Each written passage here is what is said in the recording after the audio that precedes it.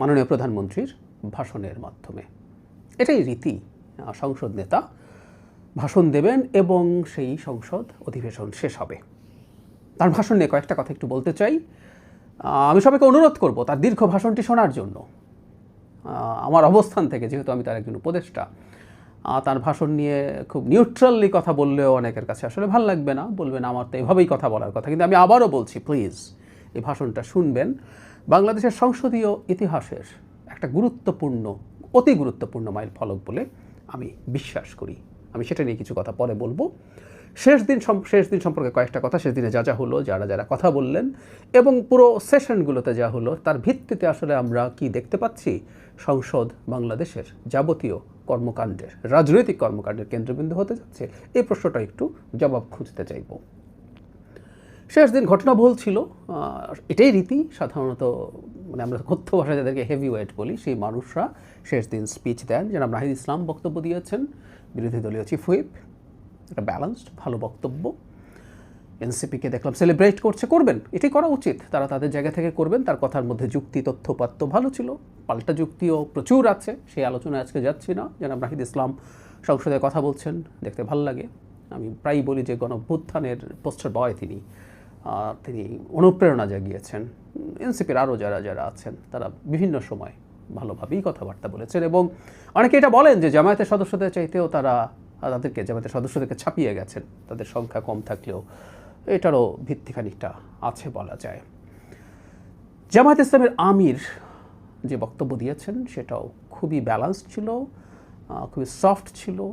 সরকারের ক্রিটিক থাকারই কথা বিরোধী দলীয় নেতার বক্তব্যে, সেটা ছিল, কিন্তু তার সাথেও একসাথে কাজ করার একটা আহ্বান, একসাথে কাজ করার, সমস্যাকে একত্রে সমাধান করার একটা প্রত্যাশা, বা তাদের সমস্যাকে একসাথে সমাধান করার মতো চেষ্টা তাদের দিক থেকে আছে, এরকম একটা সিগন্যাল সেদিক থেকে ছিল। সরকারি দলের হেভিওয়েটরা বক্তব্য রেখেছেন। জনাব সালাউদ্দিন আহমেদ যুক্তি, তথ্য এবং উইট মিলিয়ে অসাধারণ একটা স্পিচ দিয়েছেন। বিএনপি মহাসচিব দুর্দান্ত কথা বলেছেন। জনাব আমির খসরু মাহমুদ চৌধুরী, সো এরকম যারা হেভিওয়েট আছেন তারা সবাই কথাবার্তা বলেছেন। এর মাঝেও আসলে ক্রমাগত আমাদের সংসদ সদস্যরা যা বলেছেন, সরকারি দল বিরোধী দল মিলে একটা প্রাণবন্ত পার্লামেন্ট ছিল, কোনো সন্দেহ নাই। তবে আমরা যদি প্রাথমিকভাবে বিবেচনা করি তাহলে গ্রসলি বলা যায়, সংখ্যার তত্ত্বের বিচারে না, সরকারি দলের সামনে আসলে বিরোধী দলের যে পারফরমেন্স ইন দ্য পার্লামেন্ট, সেটা আসলে একেবারেই ভালো কিছু হয়নি। এনসিপির কিছু সদস্য ভালো করেছেন, মূল যে দল জামায়াত ইসলামী, তাদের দিক থেকে পারফরমেন্স আদৌ ভালো কিছু হয়েছে বলে মনে হয় না। একজন স্বতন্ত্র সদস্যের কথা না বললেই না, ব্যারিস্টার রুমিন ফারহানা, তিনি তার স্বতন্ত্র জায়গা থেকেও বেশ ভালো বিষয়, বেশ কিছু ইস্যু সামনে এনেছেন, ভালো বক্তৃতা করেছেন। এভাবেই সংসদ বেশ প্রাণবন্ত হয়ে উঠেছে, আমরা এটা বলতে পারি। বহু বছর পর মানুষ একটা পার্লামেন্ট দেখতে পারলো যেটা এইরকম ভাইব্রেন্ট হয়ে কাজ করেছে, যেটা একটা জেনুইন পার্লামেন্ট। যেহেতু এটা মাল্টিমিডিয়ার যুগ, সোশ্যাল মিডিয়ার যুগ, মুহূর্তেই ক্লিপ ছড়িয়ে পড়ছে এবং আমি দেখছি লক্ষ লক্ষ না মিলিয়ন ভিউ হচ্ছে। মানুষ অত্যন্ত আগ্রহ নিয়ে এই বিতর্ক দেখেছে প্রাণ ভরে। এটা সরকার এবং বিরোধী দল, বিশেষ করে বিরোধী দলের কাছে একটা গুরুত্বপূর্ণ বার্তা দেয়, খুবই গুরুত্বপূর্ণ বার্তা। সেটা হচ্ছে সংসদে যাবতীয় রাজনৈতিক কর্মকাণ্ডের কেন্দ্রবিন্দু হওয়া উচিত। যদিও বিরোধী দল এখন গণভোট বাস্তবায়নের নানান ইস্যুতে মাঠে বিভাগীয় পর্যায়ে, পরে ঢাকায় মহাসমাবেশ করার কর্মসূচি দিয়ে বসে আছেন, আমার মনে হয় তাদের জনগণের সেন্টিমেন্ট বা পালস বোঝা দরকার, যে জনগণ আসলে কী চাইছে। জনগণ চায় সংসদে তর্ক বিতর্ক হোক, প্রচুর হিটেড বিতর্ক হয়েছে গণভোট ইস্যুতে, জুলাই সনদ ইস্যুতে এবং মুক্তিযুদ্ধ বা সরকারের সমালোচনায় বেশ টাফ ডিবেটও হয়েছে। কিন্তু শেষ দিন এসে আমরা দেখলাম দুই দলই তাদের বক্তব্য, বিশেষ করে দুই নেতার কথা যদি বলি, আমি বিরোধী দলীয় নেতা জনাব ডাক্তার শফিকুর রহমান, তিনি অত্যন্ত ব্যালেন্সড, অত্যন্ত সফট একটা বক্তব্য দিয়েছেন, যার মধ্যে সরকারের সমালোচনার সাথে সাথে আগেই বলেছি একটা প্রত্যাশা আছে, তারা চান তাদেরকে সাথে রেখে কাজ করা হোক। মাননীয় প্রধানমন্ত্রীর বক্তব্যের কথায় আসছি। তার বক্তব্যটা আমি আবারও বলি, একটা দীর্ঘ বক্তব্য, একটু দেখা দরকার আছে।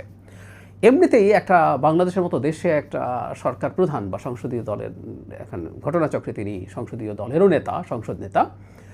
আর যেহেতু তিনি সরকার প্রধানও, তার জন্য অনেক সংকট আছে। কারণ একটা সরকার বাংলাদেশের মতো দেশে যখন দায়িত্বে থাকে, তার নানান রকম ভুলভ্রান্তির স্কোপ তৈরি হয়।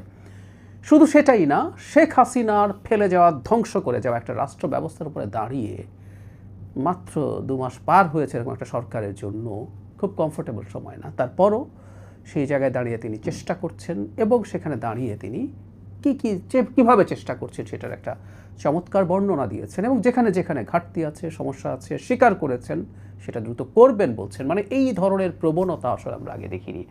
তার চাইতে জরুরি কথা, সম্ভবত এটাই সবচেয়ে বেশি জরুরি কথা, সেটা হচ্ছে তিনি বেশ কয়েকবার বিরোধী দলীয় নেতার বক্তব্য তুলে তার সাথে ঐক্যমত্য পোষণ করেছেন যে হ্যাঁ, আমি এটাকে সঠিক মনে করি, আমরা এটা করব। এই যে বিরোধী দলকে অ্যাকোমোডেট করার চেষ্টা এবং তাদের সাথে একসাথে কাজ করার চিন্তা করেছেন, এখনও তার সদিচ্ছার প্রমাণের জন্য ডেপুটি স্পিকার পদটা বিরোধী দলকে দিতে চেয়েছিলেন, সেটা উল্লেখ করে তিনি রীতিমতো বলছেন যে এই পথ এখনও খোলা আছে, তিনি চান এখনও সেটা হোক। সো বিরোধী দলকে রেখে একসাথে কাজ করার এই যে চেষ্টা, এই যে চাওয়া, এটা অসাধারণ। বিরোধী দলের উচিত হবে রাষ্ট্রীয় কাজে এভাবে পারফর্ম করা, এভাবেই চলুক, সরকারের সমালোচনাও চলুক, কিন্তু সরকারকে কাজ করতে দিতে দেওয়া উচিত। এবং এর মধ্যে খুব ইন্টারেস্টিংলি তিনি 173 দিন হরতালের প্রসঙ্গে এনেছেন। এটাও আসলে এক ধরনের তার মন্তব্য যে সরকারকে কাজ করতে না দিয়ে এই প্রবণতা ভালো কিছু না। বিরোধী দল যেভাবে রাস্তায় যাওয়ার চেষ্টা শুরু করেছে, এটা ভালো কিছু না। তিনি সেটাকে জনগণের সামনে উপস্থাপন করেছেন। একই সাথে নানান ডিবেট প্রসঙ্গে তিনি যেহেতু সরকার প্রধান, তিনি যেহেতু সংসদ নেতা, কিছু ডিবেট, বিশেষ করে সংসদে স্বাধীনতার পক্ষে বিপক্ষে ডিবেট প্রচুর হয়েছে, এবং সেই পক্ষে বিপক্ষের ডিবেট নিয়ে বিরোধী দলীয় নেতাও এক ধরনের ক্ষোভ উষ্মা প্রকাশ করেছেন, উপনেতাকেও দেখেছি এটা নিয়ে কথা বলছেন।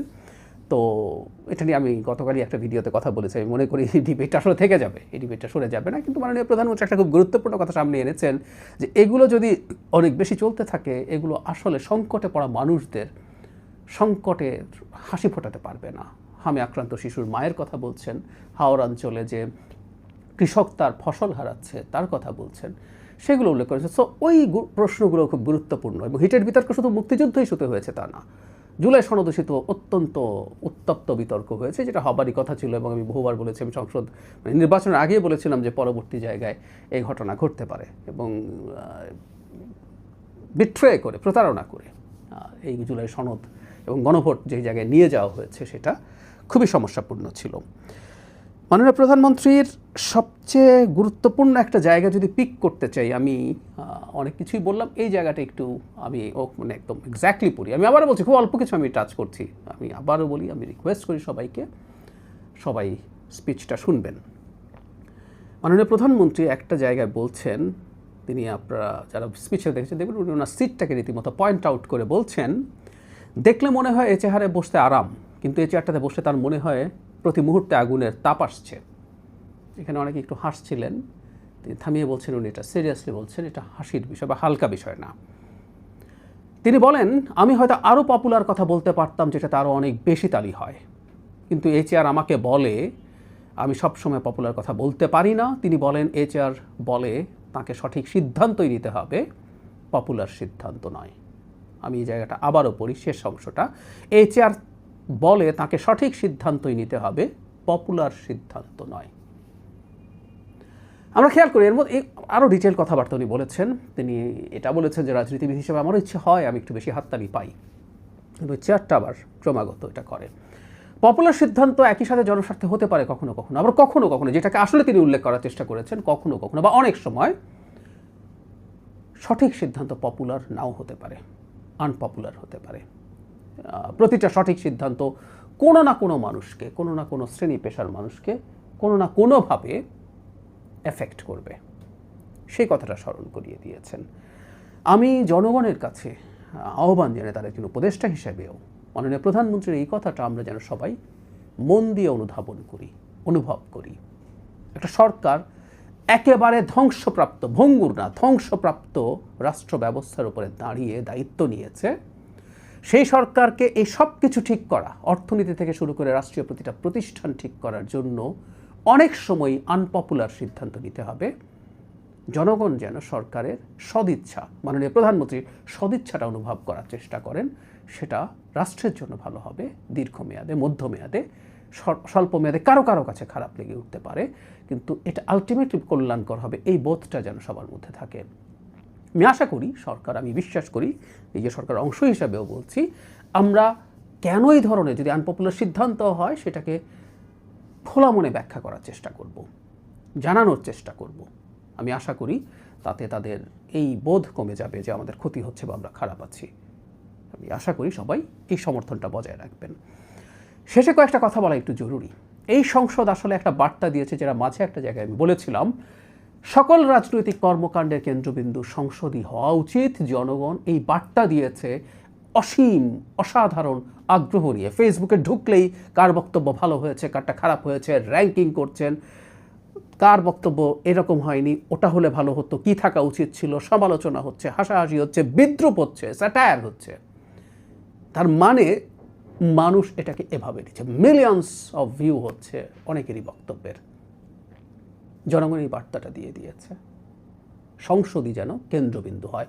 মজার ব্যাপার, এই কথাটা বিরোধী দলীয় নেতা, সংসদীয় দলের সরকারি সংসদ নেতা দুজনই ঠিক এই কথা বলেছেন, যে এর দিকে সারা দেশ তাকিয়ে আছে। সো দুজনই চমৎকারভাবে যখন একমত হচ্ছেন, ভবিষ্যৎ কি এরকম হবে? আমি আশাবাদী হতে চাই, শঙ্কাও আছে। কিছু হতে না হতেই রাজপথে যাওয়ার একটা প্রবণতা দেখছি।